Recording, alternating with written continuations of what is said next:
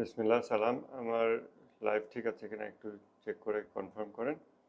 তারপর আমরা আজকে দোয়ার উপর আলোচনাটা শুরু করবো ইনশাআল্লাহ।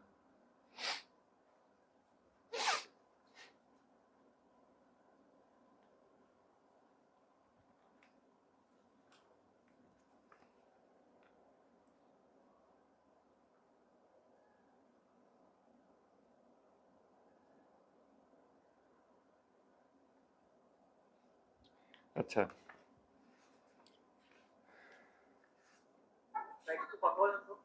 জি শুনতে পাচ্ছেন? আমি কি মাইক ভলিউম ইনক্রিজ করব?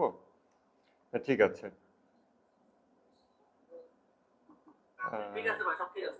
ওকে ওকে ওকে, থ্যাংক ইউ, শুক্রিয়া।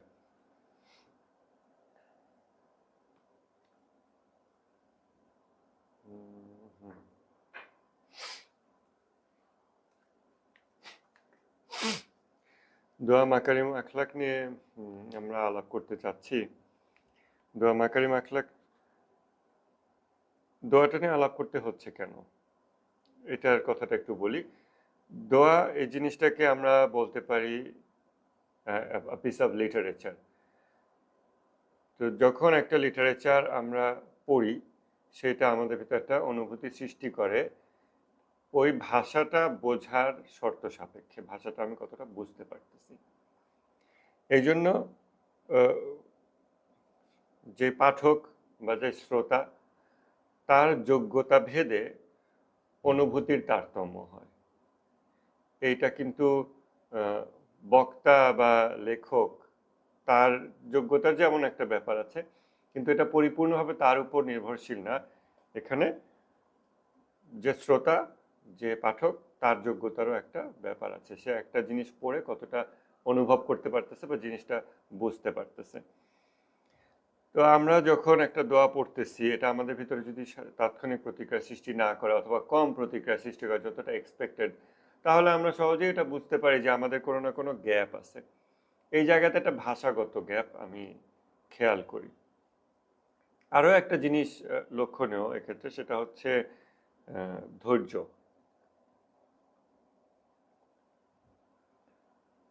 আগেকার দিনে আমাদের এই অঞ্চলেই পুঁথি পাঠের আসর হতো, যেটা আব্বু আম্মুর কাছে শুনছি, যে গ্রামের মানুষজন একসাথে বসতো এবং পুঁথি পাঠ করত। ওটা এক প্রকার রিলিজিয়াস লিটারেচার। সেগুলো মানুষজন বসে আছে, তারা পূর্ণ মনোযোগ দিয়ে কিন্তু পুঁথি শুনতেছে। এমন না যে মাঝখানে তারা অন্য কিছু করতেছে, লাইক ফোন চাপতেছে, বা ফোন ছিল না, but still other things of distraction সেটাতেও যাচ্ছে না। সবাই এক মনে বসে শুনতেছে, একটা গল্প বলতেছে বা সামথিং, সুরে সুরে এক মনে মানুষ এটা শুনতেছে। এই যে একটা পরিবেশ, 1 ঘন্টা 1.5 ঘন্টার জন্য একটানা বসে পুঁথি শুনতেছে, তখন তারা এটাকে যে যতটা নিতে পারবে, ভিতরে প্রবেশ করবে। যদি সে ডিস্ট্রাক্টেড থাকে, তখন সে এটা অত ভালোভাবে নিতে পারবে না।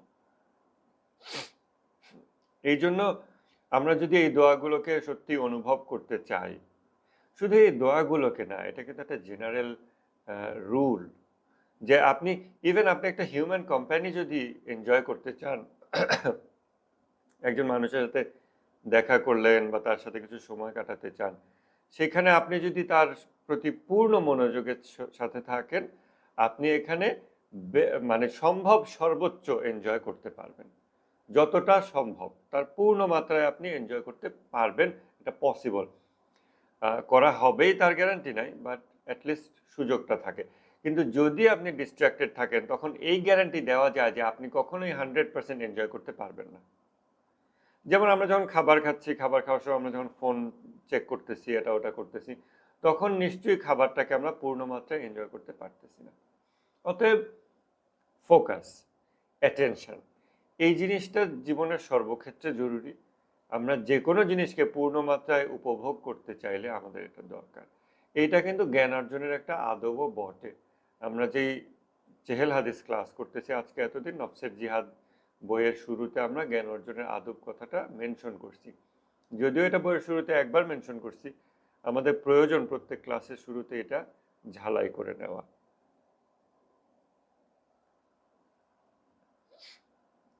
যেইভাবে কৃতজ্ঞ চোখ যা দেখে অকৃতজ্ঞ চোখ তা দেখে না। একইভাবে শান্ত স্থিতিশীল মন যা দেখে অশান্ত অস্থিতিশীল মন তা দেখে না।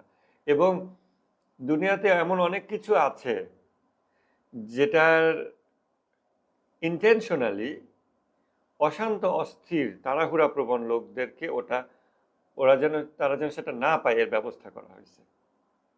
এই জন্য ধরেন স্লো ডিলেইড থিংস, তারপর 1-2 ঘন্টা পর 5-7 দিন পর 5-7 বছর পর আসল জিনিসটা সে পাবে, এবং সেই এনজয়মেন্ট পেতে হলে তাকে ধৈর্যশীল হতে হবে। আরো একটা উপমা দেওয়া যায়, এটা চেহেল হাদিসে আছে। ইমাম খোমেনি তার কোনো একজন ওস্তাদের কথা সম্ভবত মেনশন করে বলছেন যে তিনি বলতেছেন যে ইবলিশ একটা সুন্দর দায়িত্ব পালন করে। সে হলো রাজদরবারের পাহারাদার কুকুর। উপমা, রাজদরবারের পাহারাদার কুকুরের কাজ কি? রাজার খাস লোক যারা, ওরা ছাড়া যদি বাইরের কেউ ঢুকতে যায় তাকে সে তাড়িয়ে দেয়, তাকে সে কোনোভাবেই রাজদরবারে প্রবেশ করতে দেয় না। এখন যখন ইবলিশ আমাদেরকে ডিস্টার্ব করে, ট্রাবল করে, সেটা কেন? আমরা নামাজ পড়তে যাচ্ছি, আমরা আল্লাহর খাস দরবারে প্রবেশ করতে চাচ্ছি, ইবলিশ আমাদেরকে তাড়িয়ে দিচ্ছে, ডিস্ট্রাক্টেড করে দিচ্ছে, ক্ষতিগ্রস্ত করে ফেলতেছে। কেন?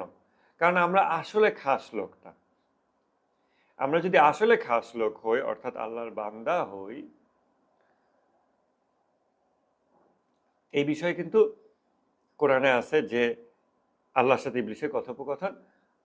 আল্লাহ বললেন যে ঠিক আছে, তোকে অনুমতি দেওয়া হলো, কিন্তু তুই আমার বান্দাদের কোনো ক্ষতিই করতে পারবি না। অর্থাৎ যারা আল্লাহর বান্দা তাদের উপর ইবলিশের কোনো প্রভাবই নাই। তাহলে এই যে নফসের জিহাদ, এই যে যা চিত্র আমরা বলি, প্রায় বলি যে এটা ইবলিশের পক্ষ থেকে, ওটা আমার নিজের নফসের দুর্বলতা, এই যে কথাগুলো, তাদের কিন্তু নফসের চিত্রটা ভিন্ন হয়ে যায়, কেননা ইবলিশের কোনো প্রভাবই নাই তাদের উপর। ঠিক যেইভাবে বেশ কিছু মানুষকে বিচারের জন্য উপস্থিতি করা হবে না, কোরআনে এটার কথা আছে যে বেশ কিছু মানুষ তাদেরকে বিচারের জন্য কোনো জায়গায় নেওয়া হবে না, তাদের ডাইরেক্টলি জান্নাত, সরাসরি তারা জান্নাতে যাবে। এবং শুধু তাই না যে তাদেরকে হেঁটে হেঁটে জান্নাতে যেতে হবে, heaven will be brought near, কাছে নিয়ে আসা হবে। এটা হচ্ছে তাদের পুরস্কার।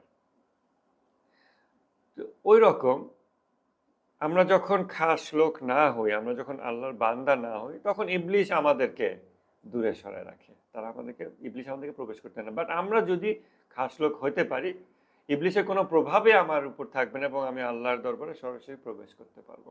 অতএব ইবলিশের উপমাটা হচ্ছে রাজার দরবারের পাহারাদার কুকুর। আমাদের মতো এই গুনাহ পরিপূর্ণ, কিছুক্ষণ আল্লাহর প্রতি আবেগ জাগে, কিছুক্ষণ গায়রুল্লাহর প্রতি আবেগ জাগে, এই রকম। কারণ আল্লাহ তাআলা তো শিরক পছন্দ করেন না। এটা কিভাবে সম্ভব যে আমার একটাই হৃদয়, এটা আমি কিছু সময় আল্লাহকে দেব, আবার কিছু সময় অন্য বিষয়কে দেব? তাহলে যেই সময় আল্লাহকে দিচ্ছি ওই সময় আল্লাহ আমার এখানে এসে থাকবে, আবার অন্য সময় যখন অন্য কিছুকে দেবো আল্লাহকে এখান থেকে চলে যেতে হবে। তাহলে আল্লাহ তো এটা পছন্দ করে না, এবং এটাই হলো এক প্রকার গোপন শিরক, তাই না? তো গায়রুল্লাহর প্রতি মনোযোগ, এমত অবস্থায় আমরা খাস লোক হতে পারি না, তখন ইবলিশ আমাদেরকে সরায় ফেলে। তো আমরা দোয়া মাকারিম আখলাক পড়ার জন্য ধৈর্য চাই, এবং আমরা চাই যে এই যে অনেক ডিস্ট্রাকশন বা অনেক ডিলে করা, অনেক ভনিতা করা, মূল দোয়াতে যাওয়ার আগে অনেক কথাবার্তা, অথবা ইভেন 40 ডেইজের শেষে গিয়ে আমরা যা অনুভূতিটা পাবো আল্লাহ যদি দয়া করেন, সেটার জন্য আমাদের 39 দিন অপেক্ষা করতে হবে। 39 দিন ধরে বসে থাকতে হবে 1 ঘন্টার জন্য। ধৈর্যের ফল একটা ভিন্ন জিনিস। তা আমাদের এই যে জ্ঞান অর্জনের আদব, এই জিনিসগুলো আমরা যদি নিজেদের মধ্যে ইমপ্লিমেন্ট করতে পারি, তাহলে হয়তো আমরা এমন কিছু পাবো যেটা আবার অন্য সেটআপের মধ্যে পাবো না। কুইক সেটআপ, এই ছোট ছোট quotes, Islamic quotes, Islamic text, একটা স্টোরি আসে, স্টোরির মধ্যে 2টা লাইন থাকে, একটা ছোট্ট মিউজিক থাকে, 15 সেকেন্ডসের জন্য it gave me some good impression, good feeling. এইগুলোতে একরকম, এটা একটা সেটআপ। আর অনেক দিন ধরে ধরে নিজেকে শান্ত করে একটা দোয়া প্লে হচ্ছে, দেখতেছি, অপেক্ষা করি। একদিন কেউ হয়তো এই দোয়াটা আলাপ করে আমার লাইফের সাথে রিলেটেবল করে দেবে। এরপরেও এটা শেষ হবে না। এই দোয়ার জার্নিটা কন্টিনিউ হবে। এটা কিন্তু আরেকটা সেটআপ। এখন আপনি কোন সেটআপ চাচ্ছেন এই দোয়া মাকারিমুল আখলাককে কেন্দ্র করে? আমরা কিন্তু একটা সুন্দর সেটআপ চাচ্ছি। রেগুলার যে আমরা দোয়াটা প্লে করি এবং আপনারা শুনবেন, যদিও ওই সময় অনেকে আসার সুযোগ পান না, বিভিন্ন ব্যস্ততায় আসতে একটু দেরি হয়ে যায়। তবে যদি আমরা ওইটা একসাথে সবাই বসে শুনি, শুনতে শুনতে কার হৃদয়ে কখন কোন প্রেক্ষাপটে কোন বাক্যটা যে টাচ করে যাবে এটা আমরা বলতে পারি না। আর অনেক দিন শুনতে শুনতে আমাদের হৃদয়টা যখন নরম হয়ে যাবে, তারপর আমরা যখন এটার ব্যাখ্যা বা দু একটা কথা রিলেটেবল করার চেষ্টা করব, ভাষাগত যে ডিফারেন্স ওটাকে দূর করার চেষ্টা করব, তখন হয়তো এটা আমাদের জন্য আরো সুখকর অনুভূতি হবে। বাট সেটার জন্য ধৈর্য দরকার। এই জন্য আমরা যদিও প্রতিদিন জ্ঞান অর্জনের আদবগুলোর কথা স্মরণ করায় দেব না, কিন্তু এই দোয়ার ক্ষেত্রে এটা স্মরণ করে দেওয়া খুবই জরুরি। এই দোয়া শুনতে হলে নিজেকে গুছিয়ে একটা ভালো পোশাক পরে একটু সুন্দর একটা সুগন্ধি মেখে তারপরে আপনি বসেন, যেভাবে কোরআন পড়তে বসেন এইভাবে বসেন এবং এই দোয়াটা নিয়ে যে এই দোয়া এখন আমাকে কিছু দেবে। আমরা দোয়ার কয়েকটা বিষয়ে প্রথম দিন আলাপ করছিলাম। বিচ্ছিন্ন বিচ্ছিন্ন কিছু কিছু বাক্য আমরা রিলেটেবল করার চেষ্টা করছি। যেমন একটা বাক্য ছিল, হে আল্লাহ আমাকে রেহাই দাও তা থেকে যা আমার মনোযোগ নষ্ট করে। এরকম জিনিস থেকে রেহাই চাওয়া হচ্ছে। ভাষায় এক শব্দ দিয়ে বললে একরকম অনুভূতি হয়, আরেক শব্দ দিয়ে বললে আরেক রকম অনুভূতি হয়। যেহেতু এগুলো হাই কোয়ালিটির লিটারেচার, আমরা এক একটা শব্দের দিকে ফোকাস করব। আপনাদের কাছে যে দোয়ার বই আছে, পিডিএফ অথবা কাগজের বই, এই পৃষ্ঠাগুলো উল্টাতে থাকেন। 4 নম্বর পৃষ্ঠায় আমরা একটু আবার টাচ করি যে যা কিছু চাওয়া হচ্ছে আল্লাহর কাছে, তার প্রতিটারই যে রোগ আছে, সেই রোগ থেকেও আবার আল্লাহর কাছেই হেফাজত চাওয়া হচ্ছে। ব্যাপারটা যেন এরকম যে যুদ্ধের ময়দানে আমার মনে করেন ট্যাঙ্ক চালানোর জন্য অনেক ফুয়েল লাগবে, তাই না? ডিজেল লাগবে। আমি এই যে ডিজেলগুলো আনলাম, এটা যেন আবার শত্রুপক্ষ ছিনতাই করে নিয়ে না যায়, চুরি করে নিয়ে না যায়, অথবা যেই জায়গায় এই সব ডিজেল জমা করা থাকে ওই জায়গায় যদি সে একটা বোমা ফেলে তাহলে তো আগুন ধরে যাবে সব জায়গায়। এই সব যেন না ঘটে, আল্লাহ সেটাও তুমি হেফাজত করো। যখন আমরা অনেক সম্পদ চাই, আল্লাহ আমাকে অভাব থেকে মুক্ত করো, 4 নম্বর পৃষ্ঠার মাঝামাঝি দেখেন, এবং আমার প্রতি তোমার রিজিক প্রশস্ত করো, তখন কিন্তু আমরা এরকম কিছু জিনিস পাচ্ছি, যে জিনিসগুলো কিন্তু আমারই ভিতরে যে মিত্রপক্ষ আর শত্রুপক্ষ, তার মধ্যে যে শত্রুপক্ষ অর্থাৎ ইবলিশ এবং আমার যে নাফস, আমার যে প্রবৃত্তি, সে কিন্তু দেখে যে ও টাকা আসছে। এখন আমারই ভিতরে একটা সত্তা দেখে যে টাকা আসছে, এটা দিয়ে আল্লাহকে পাওয়া যেতে পারে। আর একটা সত্তা দেখে যে টাকা আসছে, খারাপ কাজ করা যেতে পারে। দুইটা সত্তাই কথা বলতেছে আমার ভিতরে। দ্বিতীয় যে সত্তা, যে খারাপ যে সত্তাটা, সে যেন এই টাকাটাকে ছিনতাই করে নিয়ে গিয়ে খারাপ কাজে ব্যয় করে না ফেলে, তখন আল্লাহর কাছে আমরা ওইটাও চাই। এরকম আমরা যুদ্ধের ময়দানে যা কিছু আনবো, এমনকি আমার যদি কোনো সৈনিক থাকে, এই সৈনিক যেন আবার ঘুষ খেয়ে শত্রুপক্ষের হয়ে না যায়। এইভাবে যুদ্ধের ময়দানে যখন আমরা থাকি, কোনো জিনিস নিয়ে নিশ্চিন্ত হয়ে যাওয়ার সুযোগ নেই। প্রত্যেকটা বিষয়, প্রত্যেকটা জিনিস, মানুষের হিউম্যান কানেকশন, মানুষের প্রপার্টি, মানুষের অ্যাট্রিবিউটস, গুণাবলী, এর প্রত্যেকটা জিনিসেরই পটেনশিয়াল আছে। সেটা খারাপে ব্যবহৃত হবে অথবা ভালোতে ব্যবহৃত হবে। আমরা যখন চাইবো আল্লাহর কাছে, আমরা এটা যেন খারাপে ব্যবহৃত না হয় সেটাও একই সাথে চেয়ে নেব। দোয়া মাকারিম আখলাকে এই অ্যাপ্রোচেই দোয়া করা হয়েছে। আমাকে সম্মানিত করো, আমাকে পরীক্ষা করো না অহংকারের মাধ্যমে। সম্মান আসছে, আমার একটা ময়দান, যুদ্ধের ময়দান, এইখানে সম্মান আসলো কিছু, শ্রদ্ধা মর্যাদা আসলো কিছু, এখন এটা অহংকারে পরিণত হতে পারবে, সুযোগ আছে। এটাই যখন অবস্থা, সাথে সাথে ওটা চাওয়া হচ্ছে। আমরা আল্লাহ তাআলার কাছে যা কিছুই চাই পার্সোনালি, যখন আমরা এরকম ভাবে না নামাজে নিজেরা চাই, তখন কি আমরা ইভেন ওইটা মাথায় রাখি যে আল্লাহ যেটা আমি চাচ্ছি, এটা আবার যেহেতু যুদ্ধের ময়দান, যুদ্ধের ময়দানে যে কোনো রসদ, যে কোনো সাপ্লাই, যে কোনো অস্ত্র শস্ত্র খারাপ কাজে ব্যবহৃত হতে পারে, ইনফাইটিং হতে পারে, শত্রুপক্ষ নিয়ে যেতে পারে। আল্লাহ এগুলো যেন না ঘটে, আমরা ওটা চাচ্ছি কিনা। আমরা ব্যাকুল ভাবে এক একটা জিনিস চাই, কিন্তু ওইটার ক্ষতি থেকেও আল্লাহর কাছে মুক্তি চাচ্ছি কিনা। এইখানে আহ, এই যে মহান ব্যক্তিদের সূত্রে আমরা এই দোয়াগুলো পেয়েছি, তারা আমাদেরকে শিক্ষা দিচ্ছেন যে দেখো, তোমাদের এই যুদ্ধের ময়দানে তোমরা এটা চাও ভালো কথা, কিন্তু এটা যেটা যেন ভালোর কাজে ব্যবহার হয় সেটাও চেয়ে নাও। কারণ এই যুদ্ধের ময়দান তাদের চোখে ক্লিয়ার, তারা আমাদের পথ প্রদর্শক। আমাকে ইবাদত করাও নষ্ট হতে দিও না ধার্মিকতার অহংকার দিয়ে। রিয়া, ধার্মিকতা শো করা, শো অফ করা, এটা নিয়ে আমাদের রিয়া অসাধারণ একটা আলোচনা ইমাম খোমেনি করছেন 2 নম্বর হাদিস, সেখানেও আমরা এই জিনিসটা দেখছি। ইবাদত করতে চাই, সাথে সাথে যেন রিয়া না ঘটে ওটা চাই।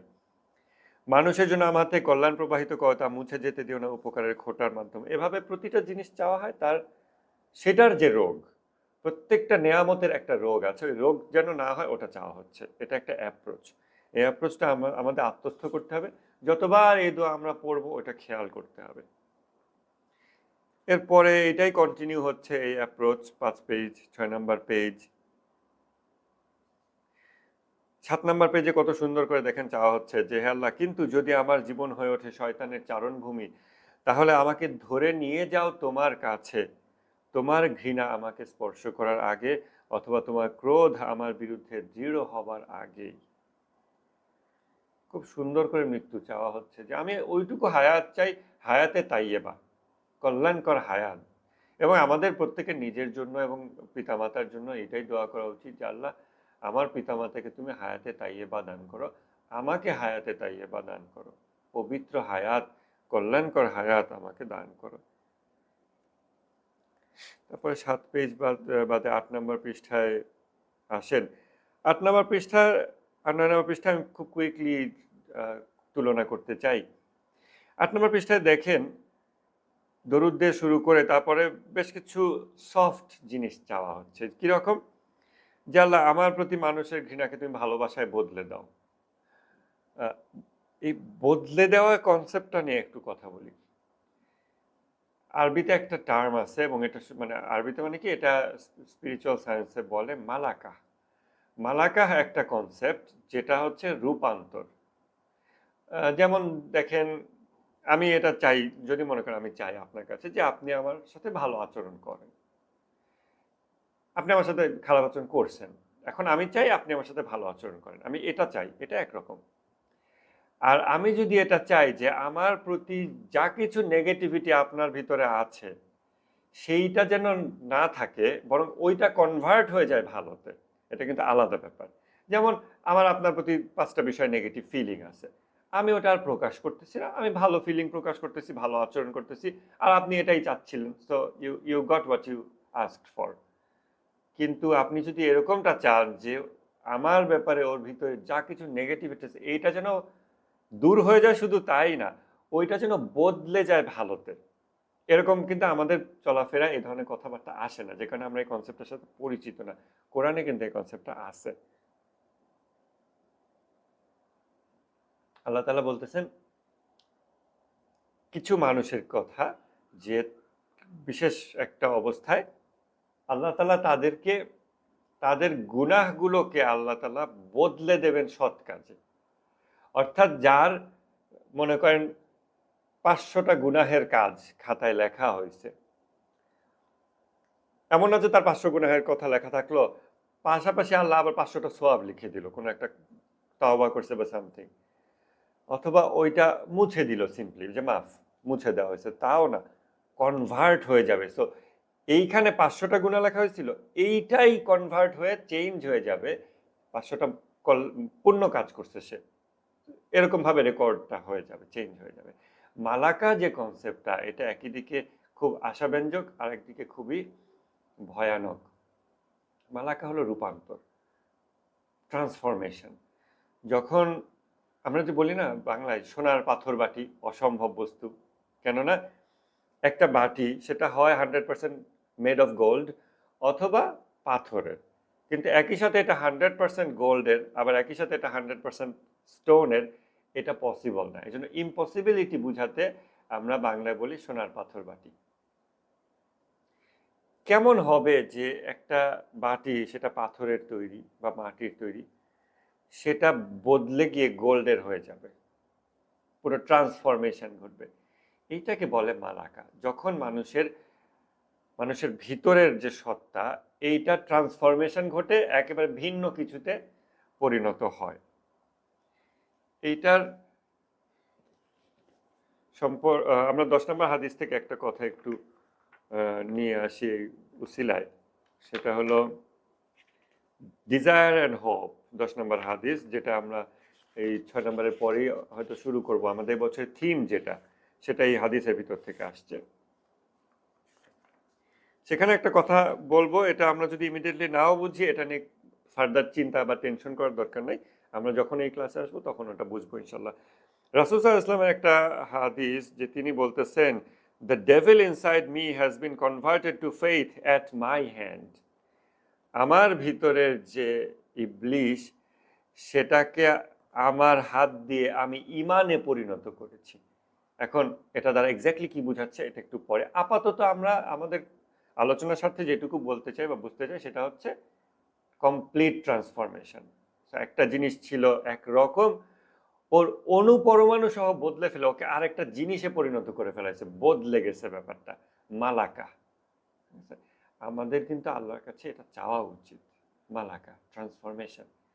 আমরা সাধারণত খুব ছোটখাটো জিনিস চাই, এবং দোয়ার আগের আলোচনায় আমরা এটা বলছি যে আমরা পশু পাখির মতো করে চাই।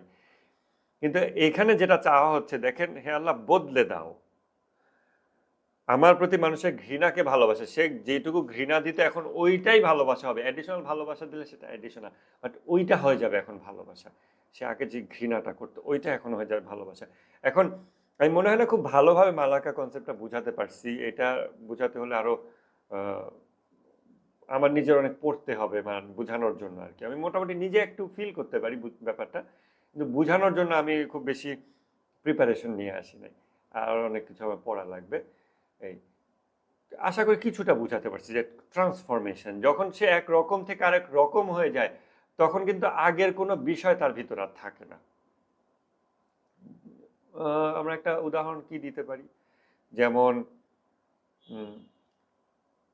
কারো যদি মনে করেন রাগ হওয়াটা যদি কোনো একটা গ্ল্যান্ডের কারণে হয়, হ্যাঁ, মানুষের ভিতরে, ওই গ্ল্যান্ডটা যদি কেটে ফেলে দেওয়া হয়, তাহলে কিন্তু সে একটা ভিন্ন প্রাণীতে পরিণত হয়ে গেল।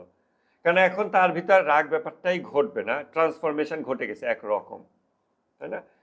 তো এটা খুব দুর্বল একটা উপমা হয়েছে, খুব বেশি স্ট্রং হয়নি, বাট মালাকা আমাদের আল্লাহকে চাইতে হবে, আল্লাহ আমার যেন মালাকা ঘটে, এবং বয়স 40 হওয়ার আগে যেন সেটা ঘটে।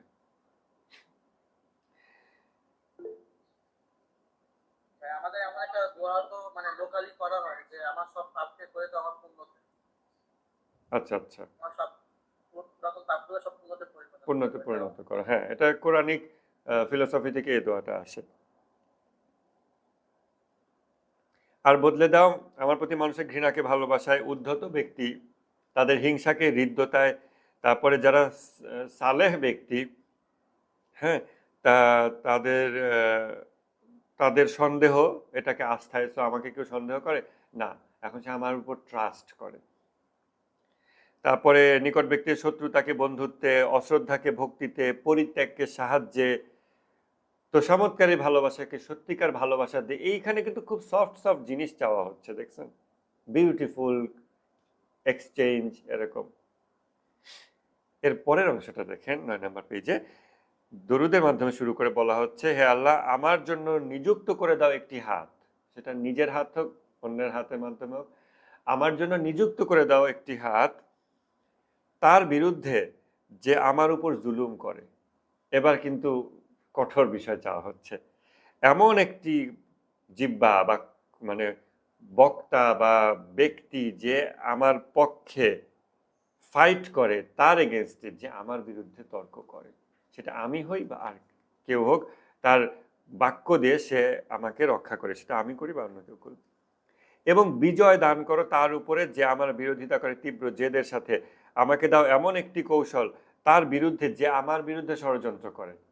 এবার কিন্তু পুরো চিত্রটা চেঞ্জ হয়ে গেছে। সাধারণত আমরা স্পিরিচুয়াল ডিসকাশন বা সুফিজমে জেনারেলি মানুষের যে ফিলটা হয় সেটা হচ্ছে softness, everything soft, all the good feelings. কিন্তু না, ভালোবাসার মুদ্রার অপর পাশেই আপনার কঠোরতা আছে। যে কোনো ভালো জিনিস আপনি হেফাজত করতে চান, আপনার কঠোর হতে হবে, অ্যাটলিস্ট এই ক্যাপাবিলিটিতে থাকতে হবে।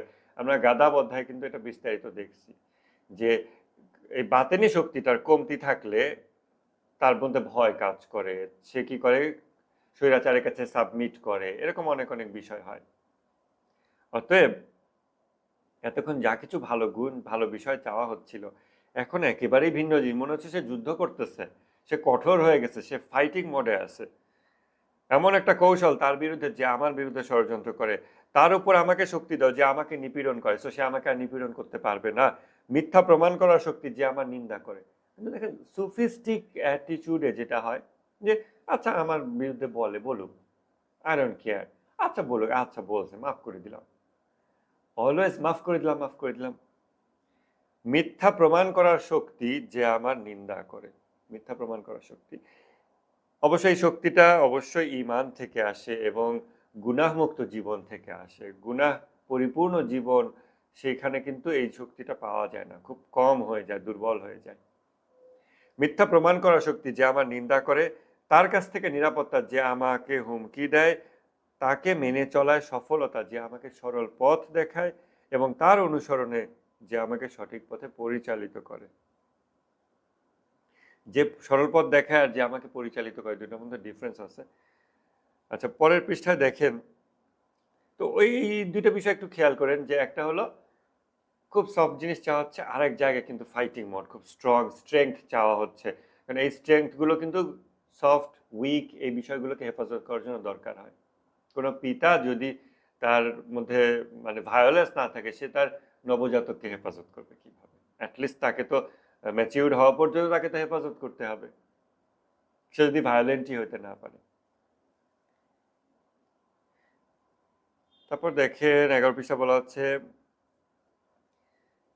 আমাকে সঠিক করে দাও। এটা বাংলা অনুবাদটা খুব একটা সুন্দর হয়নি, যারা অ্যারাবিক থেকে পড়লে বুঝতে পারবেন, অ্যারাবিকে পড়ে দেখেন যে আমার প্রতি অসৎ তাকে প্রতিহত করি ভালো উপদেশ দিয়ে। প্রতিহত করার অনেকগুলো অ্যাপ্রোচ আছে। আমরা একটু আগে দেখতেছি আমরা স্ট্রেংথ চাচ্ছি, মিথ্যা প্রমাণ করার শক্তি চাচ্ছি, কৌশল চাচ্ছি, বিজয় চাচ্ছি, তারপরে এমন একটা হাত চাচ্ছি তার বিরুদ্ধে, অর্থাৎ জুলুম ঠেকানোর হাত চাচ্ছি। যে আমার সাথে তর্ক করে তাকে আমি ফিরায় দিতে পারি যেন, সেটা চাচ্ছি। অবশ্যই এর মানে হচ্ছে আমি হকের উপর আসি এমন অবস্থায়, আমি হকের উপর নাই এমন অবস্থায় কেউ যদি আমার সাথে তর্ক করে এবং আমার ভুল ধরিয়ে দেয়, সেটা তো আমার আরো উপকার, তাকে তো ফিরানো উচিত না। এখন বলা হচ্ছে যে আমার প্রতি অসৎ তাকে প্রতিহত করি ভালো উপদেশ দিয়ে। রেসপন্স আমরা অনেক ভাবে দিতে পারি। আল্লাহ তাআলা কোরআনে বলতেছেন মানুষকে কিসাসের অনুমতি দেওয়া হলো, তবে ক্ষমা উত্তম, তবে ক্ষমা উত্তম। আমরা লাভ অফ দ্য ওয়ার্ল্ড 6 নম্বর হাদিস, দুনিয়া প্রেম বিষয়ে, যেটা আজকে আজকে আলোচনা করি বা না করি সেটারই একটা অংশ, হয়তো মিক্সড হয়ে যাচ্ছে বিষয়টা। সেখানে সেখানে এরকম একটা ব্যাপার আছে দুনিয়া সম্পর্কে। যখন দুনিয়া সম্পর্কে কোনো এক ব্যক্তি বলতেছিল মাওলা আলী আলাইহিস সালামের সামনে যে এই দুনিয়া খারাপ বা দুনিয়া এরকম, আমরা যেরকম বলি আমাদের আসলে এই যে অ্যাবস্ট্রাকশন বিহীন যে পার্সপেক্টিভ যেগুলো আমরা এতদিন অর্জনের চেষ্টা করতেছি, যে অ্যাবস্ট্রাকশন গুলো, এগুলো না থাকা চোখ দিয়ে আমরা যখন দেখি তখন কিন্তু দুনিয়াকে আমরা খারাপ দিই, কেননা আমরা চারিদিকে দেখি এই বিষয়বস্তুকে খারাপ কাজে ব্যবহার হয়। তো তখন আমাদের মনে হয় দুনিয়া ইজ অল ব্যাড। এরকম কোনো ব্যক্তি যখন দুনিয়াকে খারাপ বলতেছে, তখন মাওলা আলী আলাইহিস সালাম তাকে কি বললেন? মানে সে দুনিয়াকে কার্স করতেছে, এই দুনিয়া খারাপ, এ ধরনের কিছু। মাওলা বলতেছেন যে নিশ্চয়ই এই দুনিয়া হচ্ছে সেই ব্যক্তির জন্য সত্যের নিবাস যে এই দুনিয়ার সত্যবাদিতাকে অ্যাপ্রিসিয়েট করে। ওই ব্যক্তির জন্য একটা নিরাপদ আবাস, যে এই দুনিয়াকে বুঝতে পারে এবং ওই ব্যক্তির জন্য সম্পদের খনি, যে এখান থেকে সম্পদ আহরণ করে। এটা কোন সম্পদ? এখন এখানে আমরা সংক্ষেপে বলি যে আখিরাতের সম্পদ। বাট ওই যে পার্সপেক্টিভ, আখিরাতের সম্পদ বলতে আবার আমরা মনে করি যে সবকিছু ইম্যাটেরিয়াল স্টাফ, সবকিছু ইম্যাটেরিয়াল স্টাফ। এটা আমরা এতদিন মনে করতাম যে আমরা আখিরাতের জন্য কাজ করতেছি।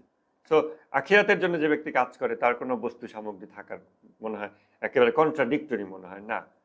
কেননা বস্তু সামগ্রী এই দুনিয়া থেকে শুরু করে জান্নাত পর্যন্তই থাকবে। অতএব এই যে জাহেরি ম্যাটেরিয়াল যে ওয়ার্ল্ড, এটা এক্সিস্ট এখনো করে, জান্নাতেও এক্সিস্ট করবে, এটা কখনো সিজ করবে না এক্সিস্ট করা। প্যারালাল বাতেনি ওয়ার্ল্ডটাও এক্সিস্ট করে, এখনো করতেছে, তখনও করবে, জান্নাত জাহান্নামের ওখানেও করবে। আখেরাত এখানেও হয়, ওইখানেও হয়, এবং দুনিয়া এখানেও হয়, এবং মৃত্যু পরে বিচারের পরে যে ব্যাপারগুলো হয় ওখানেও দুনিয়া হয়। ওইখানে মৃত্যুর পরে বিচারের পরে দুনিয়াটা শুধু জাহান্নামের অধিবাসীদের ভিতরে রয়ে যায়। সেখানে তারা মানে ঝগড়াঝাটি করে, মারামারি করে, দোষারোপ করে, গালিগালাজ করে, এগুলো কন্টিনিউ হয় ওইখানে, যেটা তারা এখানেও করত। এখানেও তারা দুনিয়াতে ছিল, ওইখানেও তারা দুনিয়াতে আছে। এইটাকে বলা হচ্ছে দুনিয়া। কোরআনের দৃষ্টিতে, ইসলামের দৃষ্টিতে এটা হচ্ছে দুনিয়া। আর আখিরা হচ্ছে যারা যারা জান্নাতে বসবাস করবে, তারা পারস্পরিক যে ইন্টারাকশন করবে, তাদের ভিতরে যা কিছু থাকবে সেটা ওইখানেও ছিল, এখানেও, ওখানেও থাকবে, এখানেও ছিল। এবং ওইখানেও তাদের কিছু বস্তু সামগ্রী থাকে, আবার অবস্তুগত থাকে। এখানেও তাদের কিছু বস্তু সামগ্রী আছে, শরীর আছে, খাবার দাবার, পোশাক আশাক, জামা কাপড়, এটা জিনিসপত্র আছে। আবার এখানে তাদের অবস্তুগত আছে। এইখানে সে তার বস্তুগত এবং অবস্তুগতকে এমনভাবে ব্যবহার করে যে এইটা তার জন্য আখিরা হয়ে যায়, আর এইটা তার ওইখানেও কন্টিনিউ হয়, সে আখেরাতেই বসবাস করে। কিন্তু জেনারেলি আমরা মনে করি আখিরাত মানে মরার পর মাটিতে ডুব দিয়ে উঠে, আবার উঠে তারপরে যে গল্পগুলো হয় ওইটাকে আমরা আখেরাত বলি। তো আখিরা বলতে আমরা আসলে একটা টাইম ফ্রেমে একটা ফিউচার ইভেন্ট বা ফিউচার একটা continuity at some point in time in future, এইটা মনে করি। বাট আখিরার কনসেপ্ট ওইটা না। আমরা অন্তত 6 নম্বর হাদিস থেকে এই পার্সপেক্টিভটা অর্জন করার চেষ্টা করব। এইটা নতুন, এটা আমার কাছেও নতুন, হয়তো আপনাদের কাছেও নতুন। আমরা যেভাবে মানুষ একটা যুদ্ধের ময়দান, তারপরে এই যে কর্মের দুইটা রূপ, মানুষের দুই রূপ, এই যে পার্সপেক্টিভগুলো আমরা বিগত বেশ কিছু বছর ধরে বারবার আলাপ করার মাধ্যমে, আমরা যখন এই চেহেল হাদিসের 40 দিনের বাইরেও নিজেরা পরস্পর একত্রিত হয়ে আলাপ সালাপের সুযোগ হয়, তখন আমরা এই কথাগুলো একটু চর্চা রাখি। এই চর্চার ফলে কি হয়, আমাদের এই পার্সপেক্টিভটা আস্তে আস্তে অল্প অল্প করে গ্রো করতেছে। কিন্তু এই যে দুনিয়া এবং আখিরা এইভাবে দেখা, এটা তো আজকে নতুন শিখলাম, আমি নতুন শিখলাম, আপনাদের কাছে নতুন বলতেছি। এখন আমরা যদি আবার এটা কন্টিনিউ রাখি, এই 40 দিনের পরেও আমরা যদি পরস্পর যোগাযোগ রাখি, কথাবার্তা কন্টিনিউ করি আরো 11 মাস, আনটিল দ্য নেক্সট রমাদান, তাহলে আল্লাহ তৌফিক দিলে আমাদের ভিতরে এটা আরেকটা পার্সপেক্টিভ অর্জন হবে ইনশাল্লাহ। এবং আমরা এখানেই আখিরা এবং এখানেই দুনিয়া এটা দেখতে পাবো। এবং এটা কন্টিনিউ হয়, মৃত্যু হয়, আবার পুনরুত্থান হয়, বিচার হয়, এপাশে কেউ যায়, ওপাশে কেউ যায়। বাট আখিরা কন্টিনিউ হয়, দুনিয়াও কন্টিনিউ হয়। যেভাবে এখনো আখিরা কন্টিনিউ হচ্ছে এবং দুনিয়া কন্টিনিউ হচ্ছে।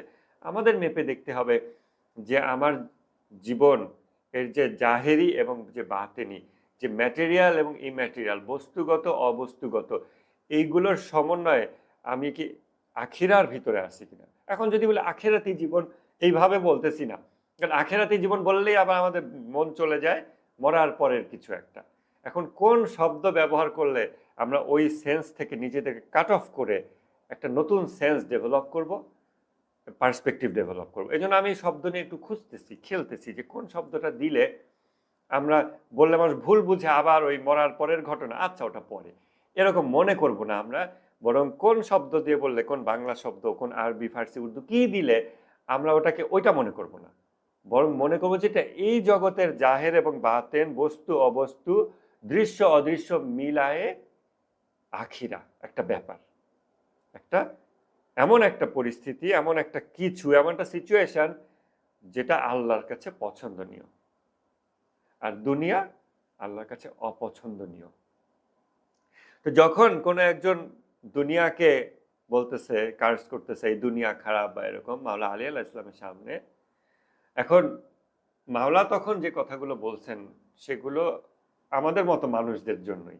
আমাদের মতো মানুষ যারা এরকম দৃষ্টিভঙ্গি, ভুল দৃষ্টিভঙ্গি পোষণ করি, আমাদের চোখে ওই অ্যাবস্ট্রাকশন গুলো নাই, যার ফলে আমরা সবকিছুকে, আমরা দুইটা প্যারালাল জিনিস চলে বাট আমরা ওটাকে একটা মনে করি, একটা জিনিস দেখি। এইরকম অনেক ইম্যাচিউর সংকীর্ণ দৃষ্টির মানুষ আমরা। ওই রকমই ছিল হয়তো সে মানুষ এবং আমরাও।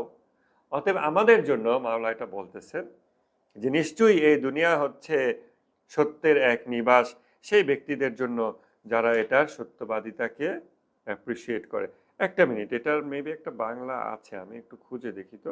নাহজুল বালাগার 131 নম্বর খুতবা আছে কিনা, আমাকে 1 মিনিট সময় দেন। নাহজুল বালাগা।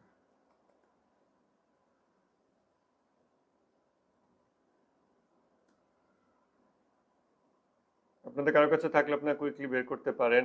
131 খুতবা, এইটাতে মেবি এটা আছে, একটু দেখেন তো কারোর কাছে থাকলে। আমি বের করতেছি অলরেডি, স্টিল আপনারা দেখতে পারেন। 128।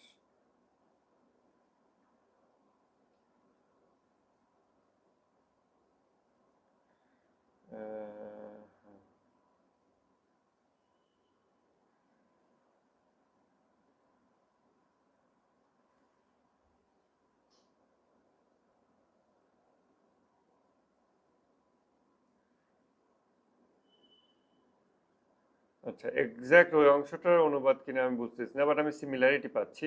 আমি এটা পরে, একটু পরে 131 খুতবাটাও এই সুযোগে আপনাদের সামনে পাঠ করতে চাই, আল্লাহ তৌফিক দিলে। তো আমি এখানে ট্রান্সলেশনটা একটু কন্টিনিউ করি। তার জন্য নিরাপত্তার স্থান যে ব্যক্তি এই দুনিয়াকে বোঝে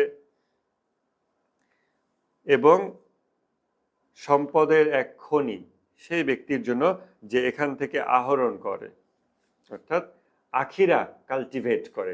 এবং এই আখিরা কাল্টিভেট মানে এখানের বস্তু অবস্তু মিলিয়ে যেটা তার কন্টিনিউ থাকে, মৃত্যুর পরেও বস্তু অবস্তু, জান্নাতেও বস্তু অবস্থা, অর্থাৎ তার আখিরা কন্টিনিউ থাকে, এরকম শুরু করে সে এখানে।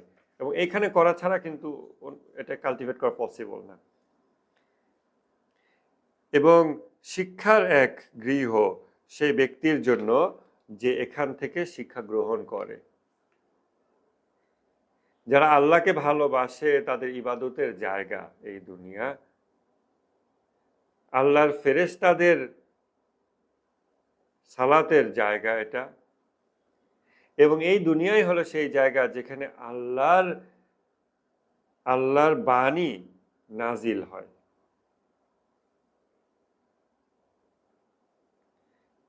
এবং যারা মুখলেস বান্দা, যাদের ইখলাস আছে, ডিভোশন আছে, সিনসিয়ারিটি আছে, সেই ব্যক্তিদের জন্য একটা মার্কেট, একটা লেনদেনের জায়গা। এই জায়গাতে তারা আল্লাহর দয়া কিনে নেয়, উপার্জন করে, এবং এখানেই তারা ব্যবসায় লাভ করার মাধ্যমে জান্নাত অর্জন করে। তো এই যে দুনিয়া সম্পর্কে দৃষ্টিভঙ্গি,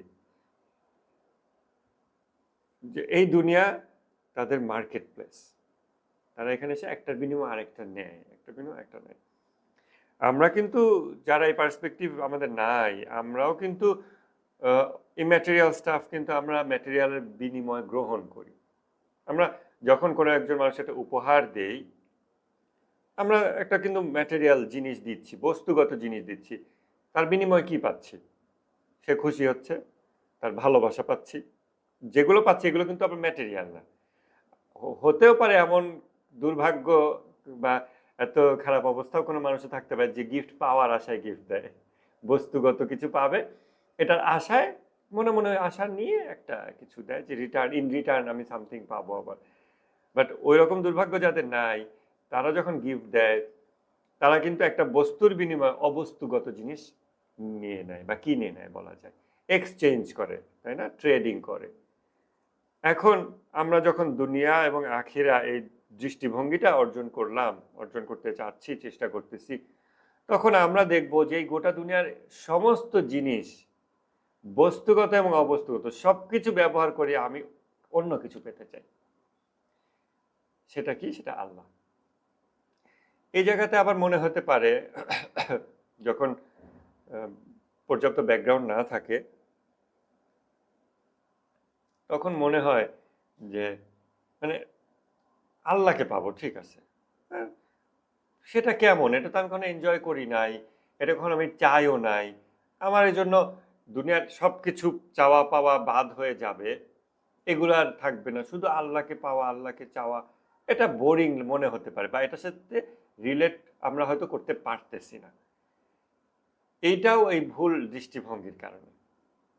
যেভাবে আমরা দুনিয়া সম্পর্কে ভুল দৃষ্টিভঙ্গি, নিজের নফসের সম্পর্কে ভুল দৃষ্টিভঙ্গি, এই অ্যাবস্ট্রাকশন গুলো না থাকা, এই প্যারালাল ওয়ার্ল্ড গুলো না দেখা, এই সমস্ত কারণে আমাদের যে দুরবস্থা সৃষ্টি হয়েছে, দুর্ভাগ্যের আমরা আপতিত হয়েছি, এটাও একটা আমাদের ভুল দৃষ্টিভঙ্গি আল্লাহর ব্যাপারে।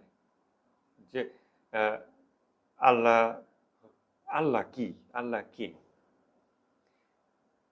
তার সাথে যেহেতু আমার এক্সচেঞ্জ হয় না, ইন্টারাকশন হয় না, অতএব আমি আমার আশেপাশের মানুষকে যতটা প্রাণবন্ত দেখি, প্রাণ সম্পন্ন দেখি, যারা আমার সাথে কথা বলে, এই প্রাণ সম্পন্ন ফিল ব্যাপারে আরেকটা কথা একটু মনে হয় ডেভিয়েট করে যাচ্ছি আমি।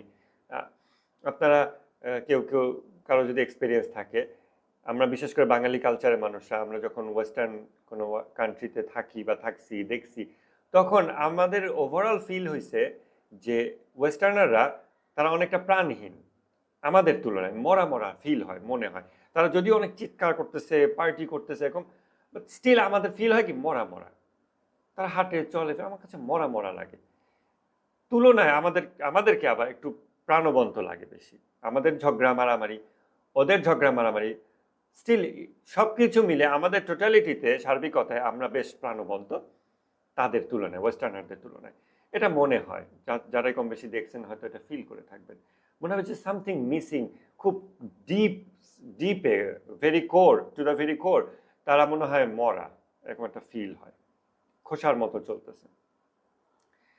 এই যে আমরা প্রাণবন্ততার পার্থক্য করতে পারি, এখন আমাদের যখন আল্লাহর সাথে এক্সচেঞ্জ ইন্টারাকশন যদি না হয়, তাহলে আমরা আশেপাশের মানুষের সাথে আমাদের যে আবেগ বিনিময় হবে, আশেপাশের মানুষকে আমরা যতটা প্রাণবন্ত মনে করতে পারবো, আল্লাহ আল্লাহ কে বা কি বা ব্যাপারটা কি বা কনসেপ্টটা কি বা সত্তাটা কে, কেমন, এটাকেও আমাদের কাছে তুলনায় কম প্রাণবন্ত মনে হয়, বা অ্যাট অল প্রাণবন্ত মনেই হবে না। যে এটা যে আল্লাহ তাআলা যে ফুল অফ লাইফ, তিনি যে সোর্স অফ লাইফ, অতএব আমি অন্য মানুষের কাছ থেকে প্রাণবন্ততা নিচ্ছি এক্সচেঞ্জের মাধ্যমে, তার লিমিট আছে। সে আমাকে তার সর্বোচ্চ ভালোবাসাতে জান উজাড় করে দেওয়ার পরেও আরো যদি আমি চাই, সে তার দিতে পারবে না, বাট এর চেয়েও বেশি আমি এক মুহূর্তে আল্লাহর কাছ থেকে পেতে পারি। এইরকম এক্সচেঞ্জে যদি আমাদের অভ্যাস না থাকে, তখন আমাদের কাছে আল্লাহ পাওয়া, আল্লাহকে লক্ষ্য বানানো বিষয়টা রিলেটেবল থাকে না এবং ডিজায়ারেবলও হয় না। তখন আমরা আল্লাহ, ঠিক আছে আল্লাহকে পেতে হবে, আমাদের আল্লাহকে পেতে হবে, এগুলো আমরা তাত্ত্বিকভাবে শুনি বটে, বাট আমাদের মন পড়ে থাকে কিন্তু অন্যান্য জায়গায়। যেসব জায়গায় আমরা প্রাণবন্ততা পেয়েছি, যেসব জায়গায় আমরা আনন্দ পেয়েছি, হাসি, খুশি, শান্তি, প্রাণবন্ততা, যা কিছু গুড ফিলিংস আমরা ভিতরে পাইছি, মানুষের সাথে পাইছি। অতএব আল্লাহকে আমরা সেপারেট করি এবং মনে করি যে সেখানে এগুলা নাই, এগুলো না। আল্লাহর কাছে শুধু চাইতে হয় বিভিন্ন জিনিস, তাও একেবারে বিপদে পড়ে, ঠেলায় পড়ে চাইতে হয় দু একবার, মসজিদে গিয়ে চাইতে হয় ঠেলায় পড়ে, তারপরে ওটুকুই, আবার মন পড়ে থাকে কিন্তু আশেপাশের পরিবেশ, মানুষ, এক্সচেঞ্জ এইখানে। এখন এটা মানে এটা না, মানে এখানে এক্সক্লুসিভিটি নাই যে আল্লাহকে পেলে মানুষের ভালোবাসার এনজয়েবল থাকবে না, এনজয় করা যাবে না, এনজয় করা উচিত হবে না, এরকম না। বরং এখানে আমি একটা জিনিস বলতে চাই যে যদি আমরা আল্লাহ তাআলার সাথে প্রাণবন্ত সম্পর্ক এবং এক্সচেঞ্জ জীবনে একবার হলেও করি, একবার হলেও যদি জীবনে করি, ওইটার মেমোরি আমাদেরকে বলবে যে আমি দুনিয়ার মানুষের সাথে যা কিছু এক্সচেঞ্জ করতেছি, ভালোবাসা, বন্ধুত্ব, যা কিছু এভরিথিং, এগুলো কতটা মানডেইন, এগুলো কতটা বোরিং এবং এগুলো কতটা যে লিমিটেড, এটা প্রথম আমার ফিলিংয়ে আসবে। সেকেন্ড, আমার মন তখন আল্লাহকে পেতে চাইবে। এবং থার্ড, আল্লাহকে পেলে এই হিউম্যান কানেকশনগুলো আরো বেশি এনজয়েবল হবে। অর্থাৎ আমরা যদি হিউম্যান কানেকশন যা এনজয় করতেছি বর্তমানে, এটাতেই যদি আমরা স্যাটিসফাইড থাকি তো গুড। কিন্তু আমরা যদি আরো বেশি চাই, আমরা যদি চাই যে একই মানুষের সাথে এত বছরের সম্পর্ক, সৌন্দর্য, এটাকে এবার ভিন্ন ডাইনামিক্সে এই রিলেশনশিপটা এনজয় করব, তাহলে আমাদের গল্পের ভিতরে আল্লাহকে আনতেই হবে। তখন আমাদের যা কিছু বর্তমান এক্সচেঞ্জ, বর্তমান সম্পর্ক, এটা যে বাদ হয়ে যাবে, কমতি হবে তা না, এটা থাকবে, প্লাস আরো মাত্রা বাড়বে, আরো এমন এমন নতুন নতুন ভাবে সম্পর্ক এক্সচেঞ্জের সুযোগ হবে যেটা আদারওয়াইজ পসিবলই হইতো না। এই পুরো ব্যাপারটা তখন পসিবল হয় যখন একজন মানুষ তার নিজের জীবনে আল্লাহকে নিয়ে আসে এবং সকল প্রাণবন্ত সম্পর্কের চেয়ে আল্লাহর সাথে অধিক প্রাণবন্ততা এসে বিনিময় করে, আবেগ বিনিময় করে, দুঃখ কষ্টের কথা, খুশি বিনিময় করে। আমরা কয়েকজন খুশিতে সেজদা দিই? ইভেন আমরা যে আলহামদুলিল্লাহ বলি, আমরা যে আল্লাহ শুক্রিয়া আদায় করি, অনেক সময় খুব ভিতর থেকেই শুক্রিয়াটা চলে আসে, বাট সেটাও কখন? যখন আল্লাহ আমাকে কিছু দিয়েছে, কিছু পাইছি, একটা টাকা পয়সা পাইছি, কোনো একটা উপহার পাইছি, কোনো একটা ঝামেলা দূর হয়ে গেছে, কোনো একটা চাকরি পাইছি, স্কলারশিপ, বিদেশ, সামথিং পেয়ে টেয়ে বিদেশ গিয়ে ৫-৭ দিন পর হঠাৎ মনে হয় হ্যাঁ আলহামদুলিল্লাহ, হয়েছে, ভালো হয়েছে সব। এরকম কিন্তু আমাদের হয়। অর্থাৎ ইভেন ওই মোমেন্টেও না, যখন আমি ভালো কিছু পেয়ে গেছি, রেকগনাইজ করছি, আমরা রেকগনাইজ করার সাথে সাথে ওটা এনজয় করতে ব্যস্ত হয়ে যাই, শুক্রিয়া আদায় না। এনজয় করারও বেশ পরে মনে হয় আলহামদুলিল্লাহ, আল্লাহ আমাকে বেশ ভালোই অনেক কিছু দিল। কিন্তু আল্লাহ কিন্তু অপেক্ষা করে আছে যে ওকে দিলাম এত কিছু, ও কখন সেজদা দেবে, ও কখন আমার দিকে ফিরবে এবং খুশি হবে, কারণ ওকে খুশি করতে আমি দিচ্ছি, ও তো আমার দিকে তাকাচ্ছে না। আল্লাহ অপেক্ষা করে। তা আমরা এই যে আহ, মানে গ্যাপ সৃষ্টি করতেছি, আমাদের তো প্রথম কোনো কিছু রেকগনাইজ করার সাথে সাথে সাথে সাথে শুকরিয়া আদায় করে সেজদা দেওয়া উচিত। এবং শুকরানা সেজদা আমাদের বিভিন্ন উসিলায় দেওয়া উচিত। কোনো ভালো কিছু পেলে, ভালো কিছু অর্জন করলে, ভালো যে কোনো কিছুতে শুকরানা সেজদা, একটা ছোট করে সেজদা দেওয়া। সেজদা দেওয়া এটা ভিতর থেকে আসবে। আমি কি আরো ডেভিয়েট করে যাচ্ছি? কারণ মুসা আলাহিসাল্লামের যে ঘটনা, যখন জাদুকরদের ঘটনা, তারা যখন সেজদা দিল, তারা সেজদা দিল না, তারা সেজদায় পড়ে গেল। নিজে থেকে তারা সেজদা দিল এটা না, something inside them made them prostate. ভিতরে কিছু একটা তাদেরকে সেজদায় ফেলে দিছে। অর্থাৎ যখন তাদের ভিতরে ঈমান জাগ্রত হয়ে গেছে, এটা তাদেরকে অটোমেটিক সেজদায় ফেলে দিছে, জোর করে না। তা আমাদের ভিতরে এনজয়মেন্ট, যদি এরকম একটা গল্পকে আমরা ভাবতে পারি যে আমি অনেক খুশি হয়েছি, এত খুশি যে আমি সাথে সাথে চলে গেছি ওয়াশরুমে, অজু করে এসে 2 রাকাত নফল নামাজ পড়ে সিজদা দিয়ে আল্লাহকে খালি খুবই খুশি আমি। সাধারণত আমরা নামাজে যাই খুব দুঃখ কষ্ট শোক নিয়ে, ওটা খুব খুশি নিয়ে আসি যে আল্লাহ আমি আলহামদুলিল্লাহ খুবই খুশি, খুবই খুশি, থ্যাংক ইউ। এই গল্পগুলো যে মানুষদের জীবনে হবে, তাদের হিউম্যান এক্সপিরিয়েন্স অনেক ওয়াইড হবে। অন্য এক্সিস্টিং এতদিনে কন্টিনিউ করা হিউম্যান এক্সপিরিয়েন্সগুলো বাদ হবে না, ওগুলোও থাকবে, ওগুলো পার্ট অফ হিউম্যান এক্সপিরিয়েন্স। ওগুলো ভিন্ন আলোতে সে এনজয় করবে, ভিন্ন আলোকে সে দেখবে। এই জন্য আল্লাহর সাথে সম্পর্ক উন্নত করার মাধ্যমে মানুষের সাথে সম্পর্ক উন্নত করা যায়। আল্লাহর দিকে যদি আমরা তাকাই যে আল্লাহ আমি শুধু তোমাকে দেখলাম, আল্লাহ তখন বলবে যে ঠিক আছে আমি তোমার বিষয়গুলো দেখব। যেহেতু তুমি যেইভাবে একজন অন্ধ মানুষ, আপনি দেখছেন অন্ধ মানুষ যখন পথ চলে, কত লোকে তাকে ধরে নিয়ে হেল্প করে, কিন্তু আমাদের চোখ আছে দেখে আমাদেরকে কেউ হেল্প করতে আসে না। আমরা এদিক ওদিক তাকাই, আমরা কোনো একটা ডেস্টিনেশনে যাওয়ার পথে এটা সেটা দেখে আমরা ডিস্ট্রাক্টেড হয়ে গিয়ে আমরা এখানে রাস্তায় তামাশা হচ্ছে, আমরা দাঁড়ায় গেছি, কোথায় যাচ্ছিলাম ভুলে গেছি 5 মিনিটের জন্য। এটা আমাদের জীবন। কিন্তু অন্ধ মানুষকে দেখছেন, সে যেহেতু এগুলো কিছু দেখে না, তার সাহায্য চলে আসে চারিদিক থেকে। যখন আমাদের অন্তরের অবস্থা এমন হবে যে আমরা আল্লাহ ছাড়া আর কাউকে দেখবো না, আর কিছুকে দেখবো না, তখন আমার অ্যাফেয়ার্স, আমার কার্যক্রম, আমার দুনিয়ার বিষয়াদি ম্যানেজ কিভাবে হবে আল্লাহ করে দেবে। আল্লাহ তার জন্য লোক নিযুক্ত করে দেবে, আল্লাহ তার জন্য আমার হাতকে পরিচালিত করে দেবে, আমার ব্রেনকে আল্লাহ পরিচালিত করে দেবে, কারণ আমি শুধু তার দিকে তাকাচ্ছি এবং আমি আর কিছু দেখতেছি না। অতএব আমার এই হাঁটতে গিয়ে পথে যদি কোনো কাঁটা বা সামথিং থাকে, আল্লাহ ওটা সরাই দেবে, কারণ আল্লাহ দেখতেছে যে ও শুধু আমাকে দেখতেছে, ও আর কাউকে দেখতেছে, আমার কাছে আসতেছে, ওর আসার পথের বাধা আমি সরাই দেব।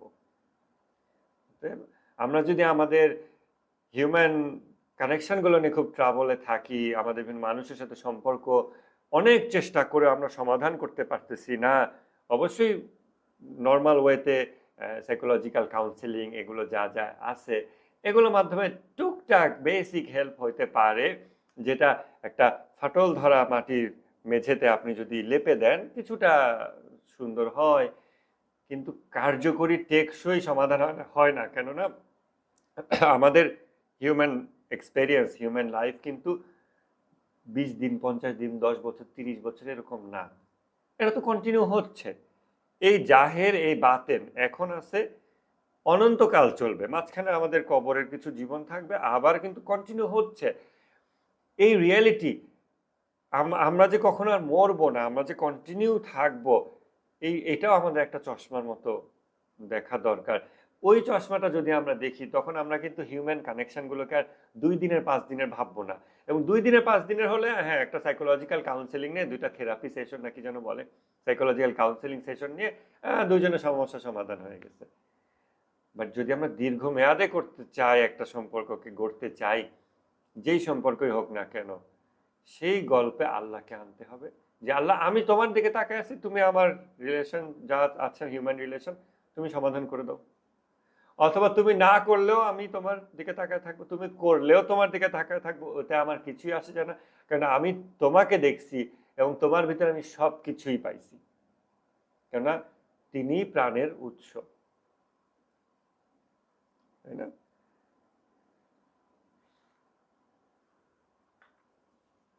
তাহলে আমরা দোয়াতে আবারও একটু ফিরে যাওয়ার চেষ্টা করি। আমরা একই সাথে মাঝখানে আজকে যে লাভ অফ দ্য ওয়ার্ল্ড এই প্রসঙ্গটাও কিন্তু ডিসকাশনে চলে আসছে। ওই ডিসকাশনে আরেকটু আমরা কি ধরতে পারবো? একটা মিনিট দেখি। আচ্ছা, আরেকটা ধরা যাবে না এখন। তবে দোয়া আমি কন্টিনিউয়াস পড়বো না, আমি আরেকটা পেজ পড়বো। আপনারা দোয়া পেজের 24 নম্বর পৃষ্ঠা, দোয়া বইয়ের 24 নম্বর পৃষ্ঠায় যান। এটা দিয়ে আমরা আজকে আলাপটা শেষ করতে পারি।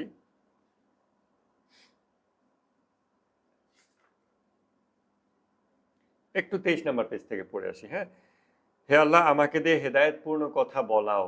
কত সুন্দর হয় যদি আমার আমার কথাগুলো হেদায়েতপূর্ণ হয়। আমি যখনই কথা বলি সেটা কল্যাণকর কথা হয়, মানুষের জন্য উপকারী হয়, আমার জন্য উপকারী হয়। আমার ভিতরে দাও তাকওয়ার অনুপ্রেরণা, তাকওয়া ইলহাম করে দাও। আমাকে সাফল্য দাও সেই কাজে যা অধিকতর পবিত্র, এবং আমাকে নিয়োজিত করো ওই কাজে যা তোমার কাছে সবচেয়ে সন্তুষ্টির। হে আল্লাহ আমাকে পরিচালিত করো সবচেয়ে প্রশংসনীয় দৃষ্টান্তমূলক পথে, শহীদদের পথে, এবং তোমার দিনের উপর আমাকে মৃত্যু দিও ও বাঁচিয়ে রেখো। মৃত্যু দিও কথাটা আগে, বাঁচিয়ে রেখো এরপর, কেননা ইমানের সাথে মৃত্যুই হলো সাফল্য। এই জন্য ওইটা আগে চাওয়া হচ্ছে, এরপরে প্রথমে মৌত এর কথা বলছে, মৃত্যুর কথা বলছে, এরপরে হায়াতের কথা বলছে। এর পরের অংশ যেটা এখন বলতে চাচ্ছিলাম, যে আল্লাহুম্মা সাল্লি আলা মুহাম্মাদ ওয়া আলি মুহাম্মাদ, হে আল্লাহ আমাকে আস্বাদন করতে দাও মধ্যপন্থা। মধ্যপন্থার যে স্বাদ এটা আমরা পেতে চাই, এইটা আল্লাহর কাছে চাওয়া হচ্ছে। এখন কোন ব্যক্তি এটা চাইবে? কোন ব্যক্তি এটা চাইবে? আমার কাজিন খুব ছোট, সে বলতেছে, তার বয়স জানি না 6-7 বা সামথিং হবে। তো সে বলতেছে যে যে আম্মু, বেহেশতে আমার বউ দরকার নেই, আমার 2টা চিপস হলেই হবে। এখন সে যে এই কথাটা বলতেছে, আসলে তার মানতিকটা কি কাজ করতেছে ভিতরে? কেননা বউ, জীবনসঙ্গী, একটা মানুষের ইমোশনাল এক্সচেঞ্জ, ফিজিক্যাল এক্সচেঞ্জ, এগুলো কিছুই কিন্তু সে জানে না। তার কাছে বউ বিষয়টা, স্বামী স্ত্রী, নারী হলো যে রান্না করে, যে খাবার এনে দেয় সামনে। আর তার অবজারভেশনে, তার নলেজে মহিলারা কি খাবার রান্না করে? বোরিং খাবার, ভাত, ডাল, মাছ রান্না করে, জোর করে ওগুলো খেতে বলে। হ্যাঁ, তো বউ মানে আমার আম্মু যেরকম এগুলো এগুলো এনে দেয়, যেগুলো আমার খেতে ভালো লাগে না, আমার যদি বউ হয় তার মানে সেও এই দায়িত্ব পারফর্ম করার একটা লোক জাস্ট। অতএব আমার বউ দরকার নেই, কারণ এসব ডাল ভাত এরকম মানে সাধারণ খাবার, এগুলো তো তার পছন্দ না, তার পছন্দ চিপস, প্রিঙ্গলস। এখন তাকে প্রিঙ্গলস দিলেই হবে। এই অবস্থাটা কেন হয়েছে? ডাল ভাতে তার আনন্দ নাই, আগ্রহ নাই, মজা নাই, কেননা সে খুব স্পাইসি খাবার খেয়ে ফেলছে। এখন আর এই মধ্যপন্থা তার ভালো লাগে না। এখন সে খুব খুব ঝাল, খুব লবণ, খুব মশলা, খুব টক, সবকিছুরই চরম পন্থা এখন তার ভালো লাগে, তাই না? এই যে অবস্থাটা, যখন আমাদের জিহ্বা এরকম ফুডে অভ্যস্ত হয়ে যায়, তখন কিন্তু মাইল্ড টেস্টটা আর ভাল লাগে না। আমরা বাঙালি খাবার খেয়ে খেয়ে তো আমি যেহেতু বড় হয়েছি, আমি যখন প্রথম এই ইউরোপে একটা দেশে যাই, ওখানে ওরা আবার ইউরোপে অন্য দেশের মধ্যেও বেশি হেলদি, এত হেলদি যে তারা প্রায় সবকিছুই ভেজিটেবল এভরিথিং কাঁচা খায়, এমন এমন ভাবে খায় যাতে কোনোই স্বাদ নাই। তা আমি খুবই বিস্বাদ, এবং জীবনে একবার খেয়ে আমি খুব শিক্ষা হয়েছে, আর খাই না। পরে আমি আস্তে আস্তে তাদের দু একটা ধরনের খাবার টুকটাক চেষ্টা করে, কিছু কিছু ফল চেষ্টা করে এক সময় বুঝলাম যে আসলে এত বছর ধরে আমার জিহ্বা কড়া কড়া মশলা খেয়ে এমন অভ্যস্ত হয়ে গেছে যে হালকা স্বাদের খাবারের যে আনন্দ আছে এটা আর বুঝতেই পারতেছি না। অর্থাৎ সেন্সিটিভিটি কমে গেছে। খুব কড়া করে 2টা মরিচ না দিলে আমার মজা লাগে না। হ্যাঁ, আবার আমি এরকম খুব মশলাদার খাবার যখন বিদেশিদের এদেরকে খাওয়াই, তারা আবার খুব মজা পায়। তাদের চরমপন্থা তো অলওয়েজই মজার, তো তাদের ওটা খুব ভাল লাগে। কিন্তু ব্যালেন্সড, সুইট, হুম, মধ্যপন্থা, এই জিনিসটার আনন্দ পেতে হলে আমাদেরকে কি করতে হবে? প্রথমে ওগুলো বাদ দিতে হবে। যারা অ্যাটলিস্ট একবার চিপস খেয়ে ফেলছে, অতএব তার আর বউ দরকার নেই, কারণ বউ হলো ডাল ভাত রান্না করে দেবে, যেটা বোরিং খাবার। তো আমাদের মধ্যপন্থা এনজয় করতে তো আমাদের ভালো লাগে না, কারণ আমরা ওইটা এনজয় করি করি নাই কখনো, করে অভ্যস্ত না। আমাদের চরমপন্থা ভালো লাগে, আমরা ধর্মের জগতে চরমপন্থা করি, আমরা এক মাঝহাব, অন্যজন আরেক মাঝহাব, দলাদলি করি, রেষারেষি করি, এর ভিতরে ভিতরে ব্লাড ফ্লো চেঞ্জ হয়ে যায়, এক্সাইটমেন্ট আসে, কমেন্ট যুদ্ধ করি। এইগুলো করে আমরা দীর্ঘদিন নিজেদেরকে এমন অভ্যস্ত করে ফেলছি স্পাইসি লাইফস্টাইলে, যে এখন মাইল্ড জিনিস আমাদের আর রোচে না মুখে। অতএব মধ্যপন্থা আর ভালো লাগতেছে না। এবং এই চরমপন্থার ব্যাপারটা কিন্তু খুবই মানে দুর্ভাগ্যজনক। এমন অনেকে আছে চরমপন্থী সেকুলার নাস্তিক, একেবারে ধর্ম টর্ম মানে না, তারপর সে হঠাৎ করে খুব ধার্মিক। এই ধার্মিক হয়েছে আবার আরেক চরমপন্থী ধার্মিক, খুব আহ, মানে উচ্ছৃঙ্খল ছিল, এখন একদম হুট করে একদিনে দাড়ি টুপি সব দিয়ে টাকনুর উপরে কাপড় পরে ঘরের নারীদের সাথে কঠোর আচরণ করে তাদেরকে দিনের মধ্যে নিয়ে এসে মুহূর্তের মধ্যে এই করতে হবে তোমার, এমনি করতে হবে, এইগুলো করে কখন তোমার হাতের একটুখানি বের হয়ে গেছে কঠিন ভাষায় আমি তোমাকে বলে দিছি, এই জিনিসগুলো তারা করে মুহূর্তে তারা খুব কঠিন ধার্মিক হয়ে গেছে। তারা তো কখনো মধ্যপন্থা এনজয় করে নাই। এই রোগ থেকে মুক্তির উপায় কি? একটা সুইঙ্গিং পেন্ডুলামের মতো একবার সে 4 ডিগ্রি নিয়ে ছেড়ে দেওয়া হয়েছে, একবার এদিকে একবার এদিকে, একবার এদিকে একবার এদিকে। কে আছে এমন যে তাকে ধরে একবার শান্ত করে দিয়ে বলবে যে এইটা মধ্যপন্থা এবং তুমি একটু থামো, 10 দিন এইভাবে থাকো, তারপরে আস্তে আস্তে তুমি এটা সুইটনেস ফিল করতে শুরু করবে। আমাদের নিজেদেরকে মেপে দেখতে হবে যে মধ্যপন্থার প্রতি আমাদের এটল আগ্রহ আছে কিনা, নাকি আমরা চরমপন্থী এভরিথিং, সেটা in terms of income, society, enjoyment, ইবাদত, যা কিছু সবকিছু থেকে আমরা চরমপন্থার ব্যাপারটাতে আগ্রহী হয়ে গেছি কিনা। কারণ চরমপন্থা কিন্তু ইটসেলফ একটা রোগ, এটা একটা অ্যাবস্ট্রাকশন। আমরা আবারও করতে চাই, বলতে চাই, অ্যাবস্ট্রাকশন, চরমপন্থা একটা রোগ। আর 3 মিনিট সময় নেই একটু। এই রোগটা যার আছে, সে যদি আওয়ামী লীগ সাপোর্টার হয় সে চরমপন্থী আওয়ামী লীগার হবে, সে যদি বিএনপি সাপোর্টার হয় সে চরমপন্থী বিএনপি হবে, সে যদি জামাত সাপোর্টার হয় সে চরমপন্থী জামাত হবে, সে যদি সুন্নি হয় সে চরমপন্থী সুন্নি হবে, সে যদি শিয়া হয় সে চরমপন্থী শিয়া হবে, সে যদি সালাফি হয় সে চরমপন্থী সালাফি হবে, সে যদি নাস্তিক হয় সে চরমপন্থী নাস্তিক হবে। আমাদের বুঝতে হবে চরমপন্থা একটা রোগ, এটা অন্তরের একটা অবস্থা। এই ব্যক্তি চরমপন্থার স্বাদ পেয়ে গেছে এবং এই স্বাদটা তার বারবার পেতে হলে আশেপাশের মানুষ, ফিলসফি, ইকোনমি, পলিটিক্স, বিভিন্ন বিষয়কে ব্যবহার করে তার চরমপন্থাটার স্বাদ নিতে হবে।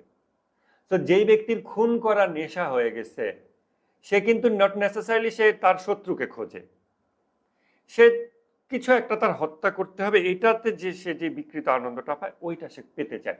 এখন যদি সে আশপাশে কোনো মানুষও না পায়, সে একটা পশু বিড়াল কুকুর পাইছে, ওটার উপর সে এইটা করবে। মূলত ওই বিড়াল কুকুরটাও তার বিষয় না, তার মূল বিষয় হচ্ছে নেশাটা। নেশাটা সে কোন বিষয়কে অবলম্বন করে চরিতার্থ করবে, এটা হলো ব্যাপার। আমরা কিন্তু আমাদের ভিতরে যা কিছু রোগ, এটাকে বিভিন্ন ব্যক্তি এবং বস্তুকে কেন্দ্র করে চরিতার্থ করি। তো যার ভিতরে চরমপন্থা আছে, তাকে যদি আপনি, আল্লাহ মাফ করুন, এই চেহেল হাদিস সেশনেও আপনি যদি তাকে নিয়ে আসেন, তার নাফসের জিহাদ, যে যুদ্ধ চলতেছে, সে খুব অবজার্ভ করে দেখবে এখানে কোন উসিলায় চরমপন্থাটা চরিতার্থ করা যায়, কোন একটা কথা এখানের আলোচক বলবে, ওই কথার সূত্র ধরে এমন একটা প্রশ্ন করব, পাল্টা প্রশ্ন হবে, পাল্টা কথা আসবে, উত্তেজনা সৃষ্টি হয়ে যাবে, আমার চরমপন্থা চরিতার্থ করা হয়ে গেছে, মজা আমি পেয়ে গেছি। কত মানুষ আছে, শান্ত সুন্দর ইসলামিক ডিসকাশন হয়, ওই পরিবেশের মধ্যে ক্রিটিক্যাল কোয়েশ্চেন ঢুকায় দেয়, দেখে মনে হবে বাহ্যিকভাবে ইন্টেলেকচুয়াল একটা প্রশ্ন করছে, আচ্ছা এটা উত্তর দিই, বাট তার নিয়ত হচ্ছে চরমপন্থার স্বাদ নেওয়া, উস্কানি দিয়ে মজা নেওয়া। তো সে ওইটা ঢুকায় দেয় খুব ভদ্রভাবে, ভাই আমি এটা জানতে চাই, আমি একটা বিষয় জানি না, এই বিষয়টা আমি একেবারেই জানি না, সহজভাবে আমি জানতে চাচ্ছি, খুব এরকম দৃষ্টিতে সে আসে। তারপর যখন আপনি তাকে একটা উত্তর দেন, তার 50টা উত্তর রেডি আছে, যেগুলো ব্যবহার করে সে চরমপন্থার চর্চা করবে। মূলত সে তার রোগ চর্চা করতেছে। আপনারা কেন বুঝতেছেন না এবং কেন ইসলামিক কমিউনিটিতে, রিলিজিয়াস কমিউনিটিতে এইরকম লোকদেরকে আপনারা অ্যালাউ করতেছেন? সে নিজের রোগ চর্চা করতেছে, সে অন্যদের ভিতরে, কারণ আমাদের ভিতরে চরমপন্থার প্রতি আকর্ষণ আছে। ওই লোক যখন একটা মজলিসে এরকম চরমপন্থা চর্চা করে, আমি চুপ আছি 2 ঘন্টা 3 ঘন্টা 4 ঘন্টা পর, আমার মধ্যে ওটা জেগে উঠতেছে, সে তো সবার ক্ষতি করতেছে। চরমপন্থা এরকম একটা জিনিস। অতএব এইরকম ব্যক্তিদেরকে কন্টেইন করতে হবে, কেননা তারা, কন্টেইন করা মানে লিমিটেড করে আটকায় দেওয়া, কেননা তারা নিজেদেরকে নিজেরা হেফাজত করতে পারে না। আর মধ্যপন্থার স্বাদ যদি আমরা কখনো না পেয়ে থাকি, যারা পাইছে তাদের সাহায্য নেওয়া যেতে পারে, অথবা চরমপন্থার জিনিসগুলোকে অফ করে দিয়ে অ্যাটলিস্ট রোজার বাকি কয়টা দিন অ্যালাউ করবো যে আল্লাহ আমি সব বাদ দিছি, আমি তোমার, এখন তুমি আমাকে মধ্যপন্থার স্বাদ আস্বাদন করাও, দেখি মধ্যপন্থাটা কেমন। ইনশাল্লাহ আল্লাহ তালা আমাদের তৌফিক দান করুন। আমরা আবার আগামীকালকে আমরা ক্লাসে বসবো ইনশাল্লাহ। আসসালামু আলাইকুম।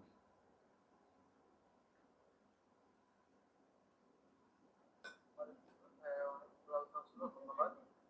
আমাদের মূল আলোচনা এখানে শেষ হচ্ছে। কারো যদি কোনো কোশ্চেন থাকে তাহলে তারা থাকতে পারে।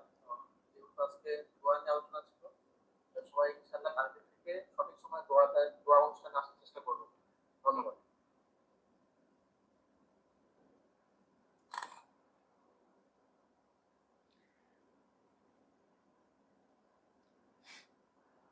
আর যারা এখনো আমাকে ইমেলটা সেন্ড করেনি, দয়া করে ইমেলটা একটু সেন্ড করে দিন। কারণ হচ্ছে ইমেলটা দিলে আমরা আপনাদেরকে একটা ইনভাইটেশন দিব, সেটা অ্যাকসেপ্ট করলে আপনাদের আর আমাদের আলাদা করে ইনভাইটেশন দেওয়া লাগবে না, আপনারা একটা রিমাইন্ডার পাবেন, প্রোগ্রাম আসাটা ইজি হয়ে যাবে।